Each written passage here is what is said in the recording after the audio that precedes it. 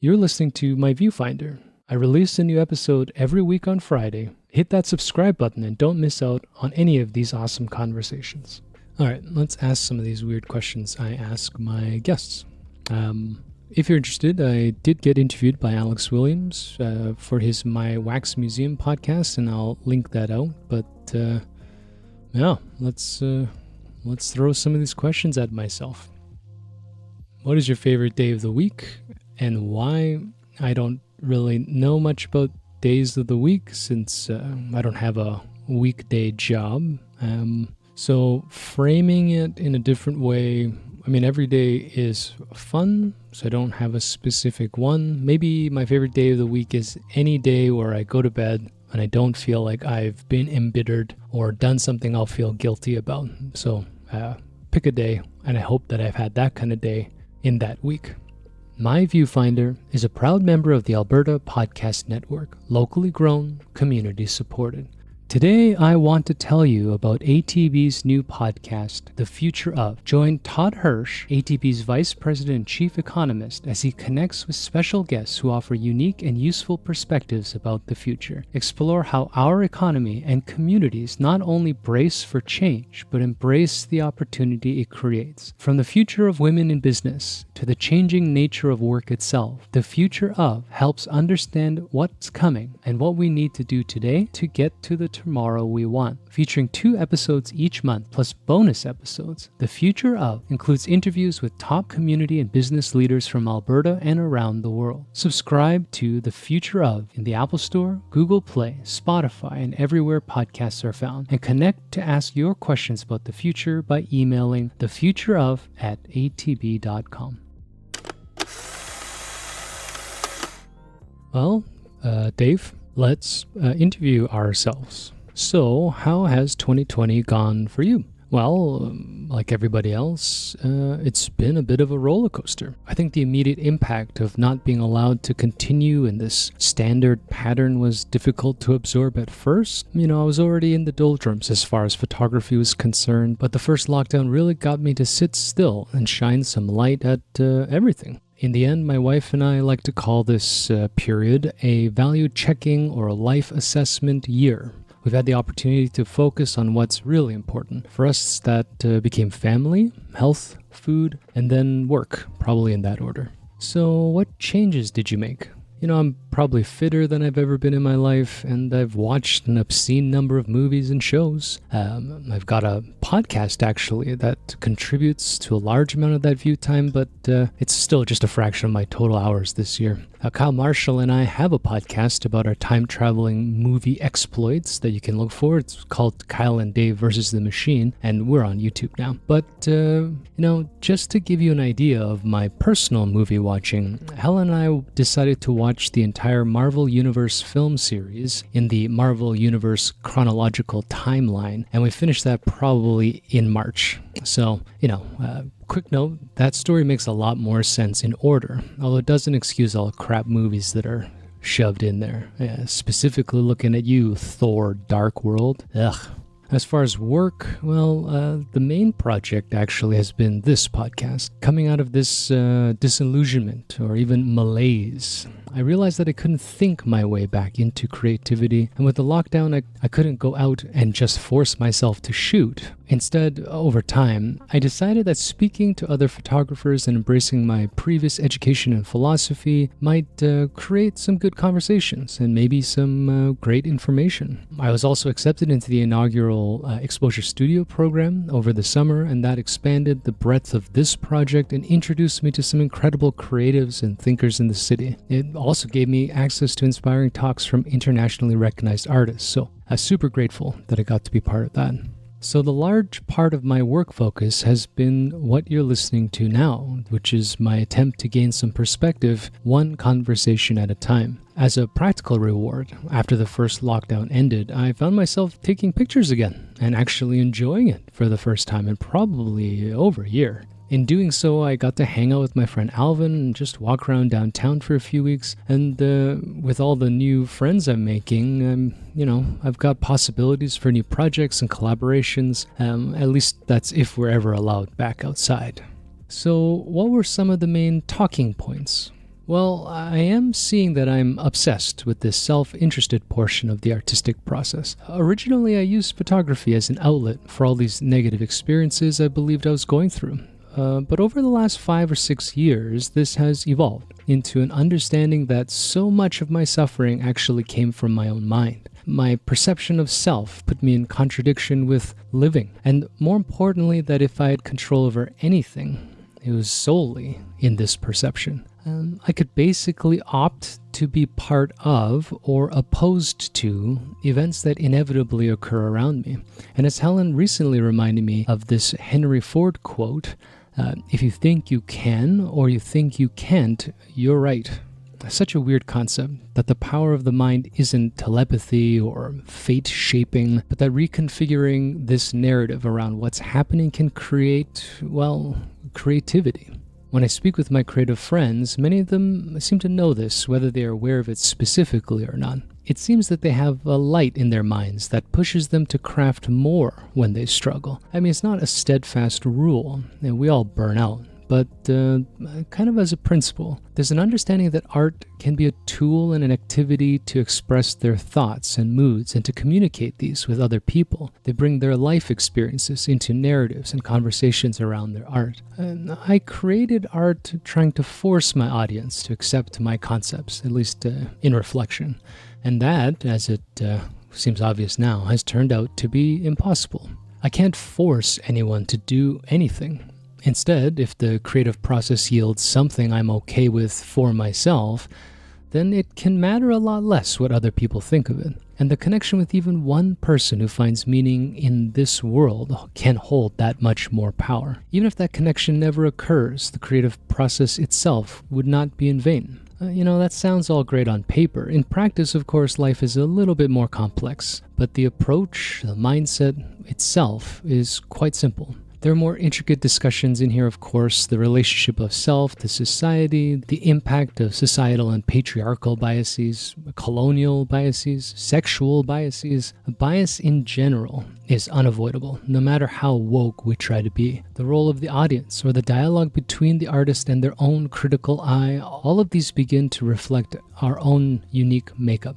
So we get the variability and creativity, but it helps to keep in mind, photography itself is a dry process. It's a process based on finite scientific rules, but how it expresses itself through the artist's mind becomes unique because each individual's approach in the use of these tools becomes a mirror of their own unique personalities. The more I look at this, the more I can see the artist in their work, whether I'm on the mark or not. And that's the most abstract and philosophical idea of all. It's a metaphysical conversation about the nature of reality. Is there something actual? Or is it all impressions? Do we know anything concrete? Or with each passing interpretation, do we move away from this scientific ideal of facts into the spiritual world of experience and faith? There's a lot there to break down, and honestly, all of human conversation has spent, I think, all of human existence wrestling with this base concept in its entirety. We may attribute formal philosophical thought to reasonably recent times, for example, the Greeks, in 1000 BC up till today, or Eastern philosophy, I don't know, maybe 2,000 years before the birth of so-called Christ, but I suspect informally that this has been a discussion point since the invention of words. I haven't even had a conversation about this yet. But think about the use of words, languages, symbols. Is there some conceptual conversations that can ultimately become a universal base of understanding? So what's your answer to that question? I don't think there's an answer. I suspect there isn't. But I think the desire for there to be some unifying factor is couched in the words faith, grace, hope, etc., and it's a constructive driving force. But it seems like the modern mathematical idea of a single universal answer is really kind of bullshit. I think Douglas Adams succinctly parodied this when he answered that question. Just for those who don't know, the answer is 42. So then what's all this for?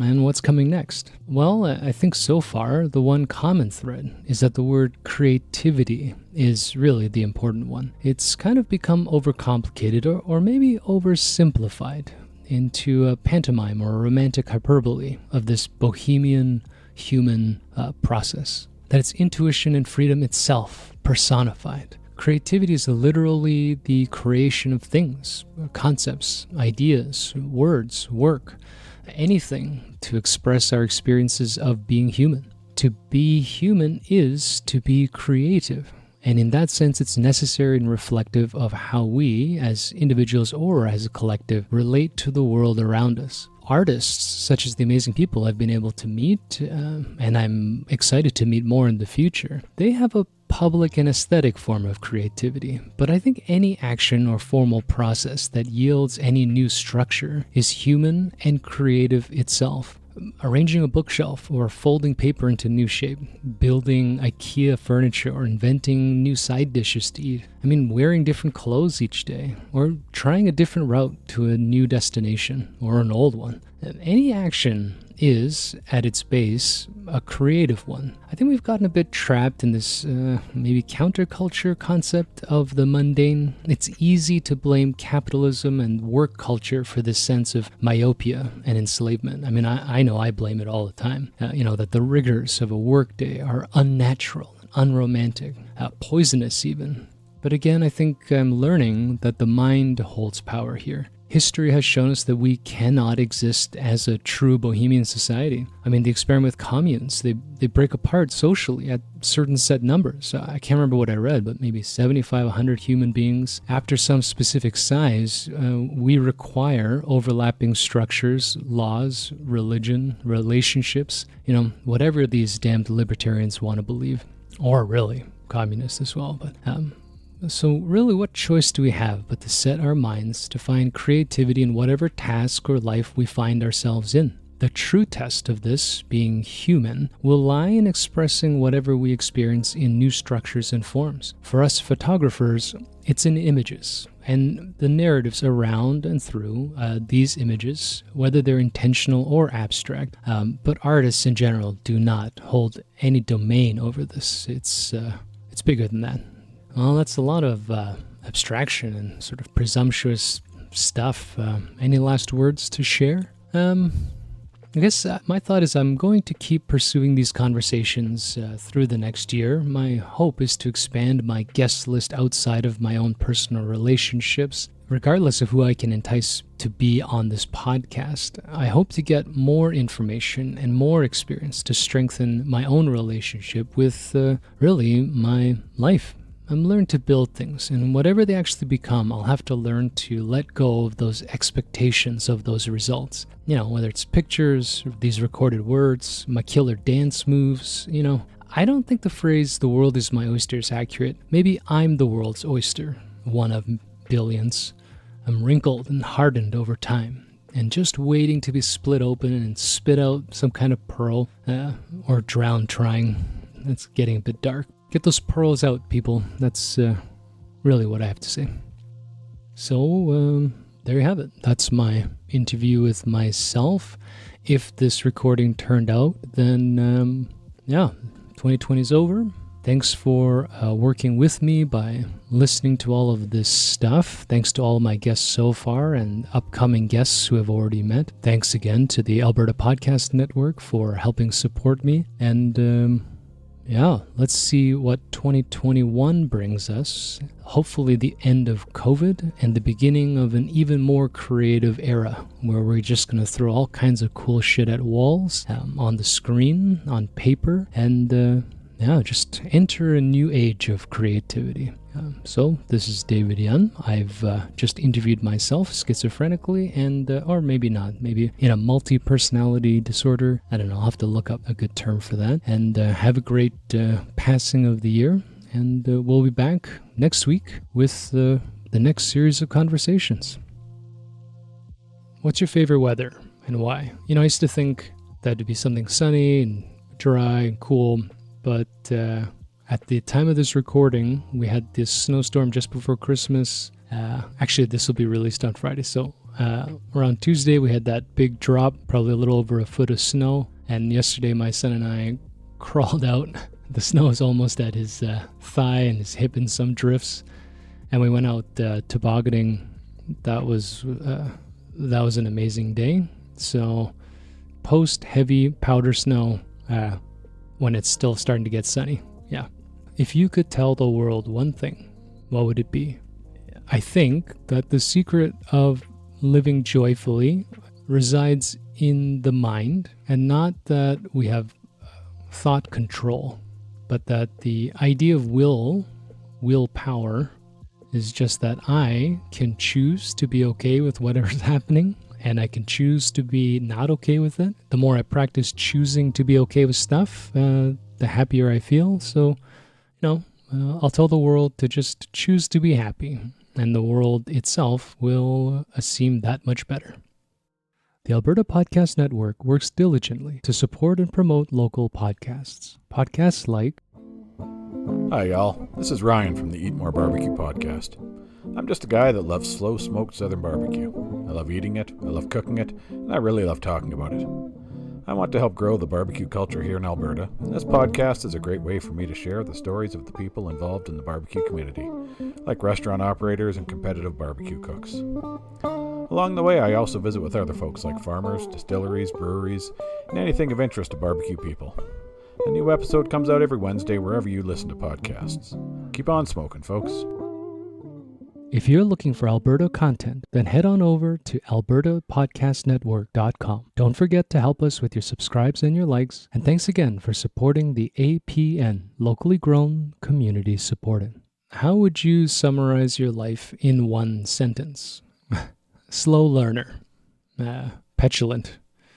So, my life in one sentence is David Yun is a petulant, slow